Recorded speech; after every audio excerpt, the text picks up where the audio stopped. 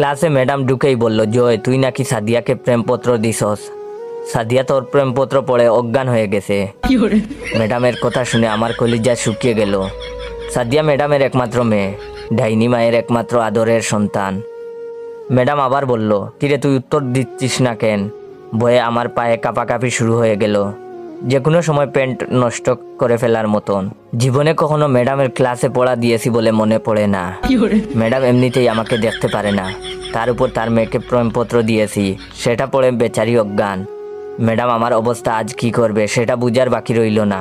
মনে মনে বিপদের দোয়া পড়ছি আর নিজের বুকে ফু দিচ্ছি, আল্লাহ এবারের মতন আমাকে বাঁচাও। এরপর থেকে সাদিয়াকে নিজের বোনের চোখে দেখব। ম্যাডাম আস্তে আস্তে এগিয়ে এলো আমার দিকে।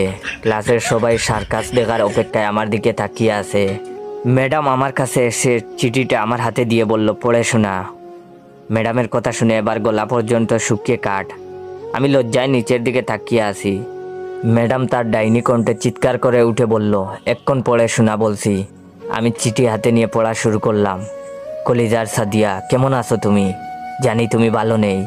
তোমার ডাইনি মায়ের 45 মিনিটের ক্লাস আমাদের যে অবস্থা করে, আল্লাহ জানে সারাদিন তোমার ওপর ওই ডাইনিটা কতটা নির্যাতন চালায়। তুমি বললে আমি ওনার বিরুদ্ধে মামলা করব। প্রথম দিন তোমাকে দেখেই আমার বুক কেঁপে উঠছিল। সেই কাঁপুনিতে বাংলাদেশ ও মায়ানমারের কিছু অংশ কেঁপে ওঠে, অথচ মানুষজন বলে সেটা নাকি ভূমিকম্পের কারণে। কাউকে বিশ্বাস করাতে পারিনি, ওটা আমারই বুকের ভূমিকম্প। তুমি জানো সারাদিন শুধু আমি তোমার কথা ভাবি। এত ভাবনা যদি আমি গণিতের প্রতি দিতাম, তাহলে আইনস্টাইনের মতো আমার পকেটে 2-4টা নোবেল থাকতো। কিন্তু দেখো, আমি নোবেলের কথা চিন্তা না করে শুধু তোমার কথা চিন্তা করি। কিন্তু তোমার ডাইনি মায়ের জন্য চিন্তাটাও ঠিক মতো করতে পারি না। হঠাৎ করে তোমার মা আমার চিন্তার মধ্যে এসে আমাকে লাঠি পেটা করে আর বলে, ওই তুই আমার মেয়েকে নিয়ে চিন্তা করিস কেন? সেই দিন স্বপ্নে দেখি তোমাকে নিয়ে ছাদে যাচ্ছি হানিমুন করতে। রকেটে আমি আর তুমি লুকোচুরি খেলছি। এর মধ্যে কোথা থেকে যেন তোমার মা এসে রকেটের ইঞ্জিন বন্ধ করে দিয়ে বলে,